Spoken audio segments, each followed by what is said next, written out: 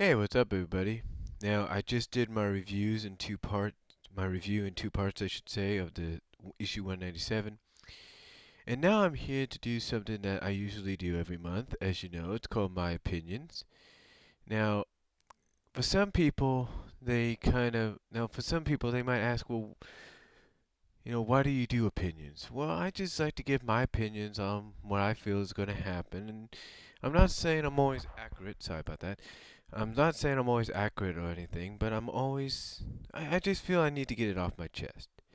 And for anybody else that thinks, okay, they probably ask me or anybody else that does this, why we talk differently than we talk to, let's say, friends and, well, to other people, we should say. It's because, well, to get this off my chest, the reason we talk differently about certain things like this than to other people is because sometimes when we talk to other people, they come up with topics, and I don't mean to be mean or anything here, and I'm not trying to be mean, not trying to be offensive, but they come up with topics and talk about things that sometimes we rarely understand. And when we can finally talk to somebody or talk about something that we do understand, that's why we talk differently. So I just thought I'd get that out of the way, and I'm not trying to be mean or anything. That's just my feeling on the matter. Now, getting to my opinions on the comic book itself and on the franchise. Basically, the comic book. As we know, as I mentioned, this month we started 197. Now, the countdown has begun, because next month, apparently, we're going to be entering a 2 to 3 part series. Miniseries from 198 to issue 200.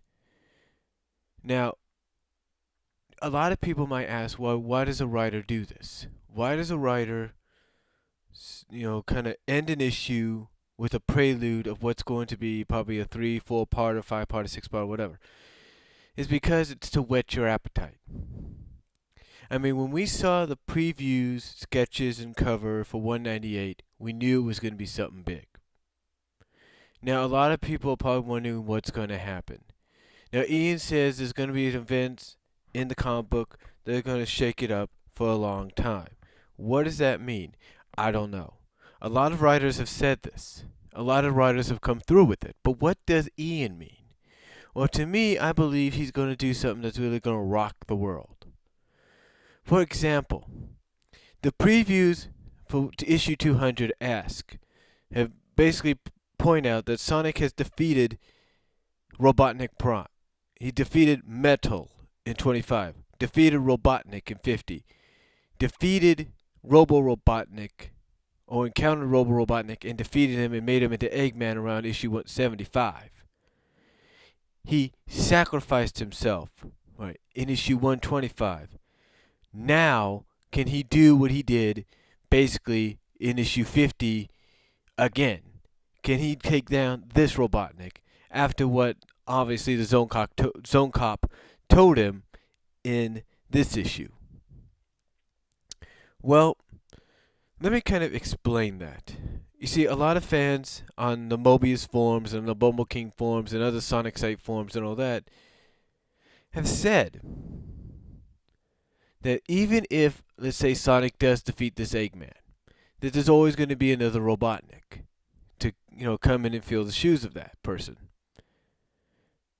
Now, some people might think, okay, if he defeats this Eggman, what happens? Does Eggman go to jail? Does he get burned to death? What happens? And who would take his place? Well, apparently we might have Regina and Snively taking his place. Now, who is Regina? You might ask. Well, a lot of people feel as though they kind of have their own ideas, especially when you take a look at the cover for 199 as to who Regina could be. She could be none other than the Iron Queen. Now, I mentioned this last month, when I did a video review and opinion. When I did my video review and I did my video opinions on the Sonic the Hedgehog comic book, people probably, probably people who are new to the franchise, new to the comic cast, who is Regina? Why is she called Iron Queen? Does she have the power to turn people into iron? What's the deal? Does she turn them to stone? What is going on with this person? Well, to me, I think it's just Ian's way of saying I'm bringing in a new threat. Someone that's probably not as powerful as Robotnik, but probably just equally as powerful. But instead of using robotic tactics, uses more in technology, uses more of the magical realm of things. Now, another thing fans have been asking about is the Dark Egg Legion.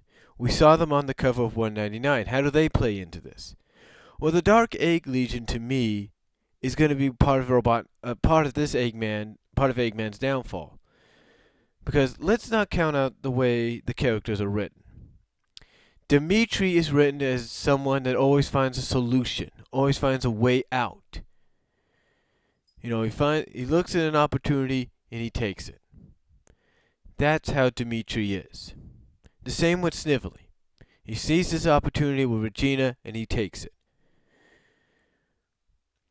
Basically, I feel like I said, what's going to happen in 199 around in these next 3 issues, the Dark Egg Legion is going to turn on Eggman and basically push him out of power. Now, the question is, do they or Regina and Snively take that next step as the new villains? We don't really know. Now, now, where do the other freedom fighters fit in this? Well, one can only wonder, where they fit. One can only wonder where they fit. But I can say this. We're just going to have to find out. I mean, I think we got a pretty good idea as to what's going to happen. But we're just going to have to find out. I think Ian, the way he has proven over the past couple of years, has proven that he can really shock us. I mean, it's just that you think he's doing one thing, then he does another. That's how it is with someone like him. I mean, I don't want to use other comic books for examples, but let's take a look at Spider-Man. If you grew up in the 70s and you read Spider-Man, and you read about his situation with Gwen Stacy, you might think to yourself, well, Gwen Stacy's the kind of character that's never going to die. Well, what happens? The head writer leaves to take care of something overseas or whatever. He comes back, and the character you think and he thinks will never die is dead. That's the same way you could look at Ian. You think Ian will not do something that will shake things up, and he does it.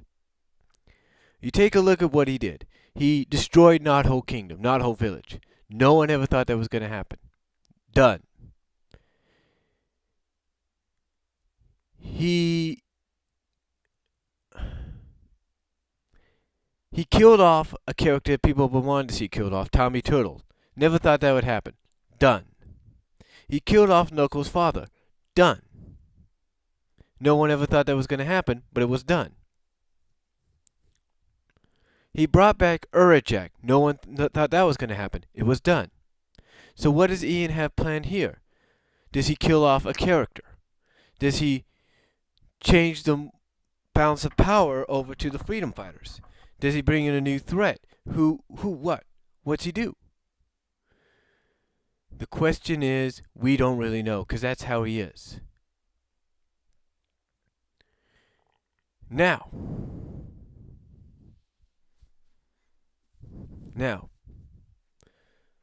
a lot of people have been asking the question since 196, and I continue to ask it, as to who the traitor Silver is talking about.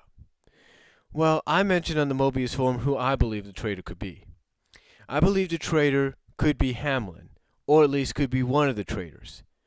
But then again, I believe Hamlin is being put into that role that you kind of see the corrupt chancellor in the Star Wars saga. You see him in that role.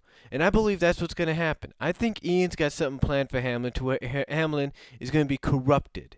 He's going to be power hungry, maybe. I don't know. And he's going to become like the head counselor. Maybe maybe he'll write maybe Ian will write something that has Hamlin try to impeach the king so they no longer need a king or a royal family. Who knows? But I think that's where Ian's going with a character like Hamlin. As far as Rosemary goes, Rosemary, I don't really know. I think maybe it's just out of, like I said in my review, probably just out of motherly instincts.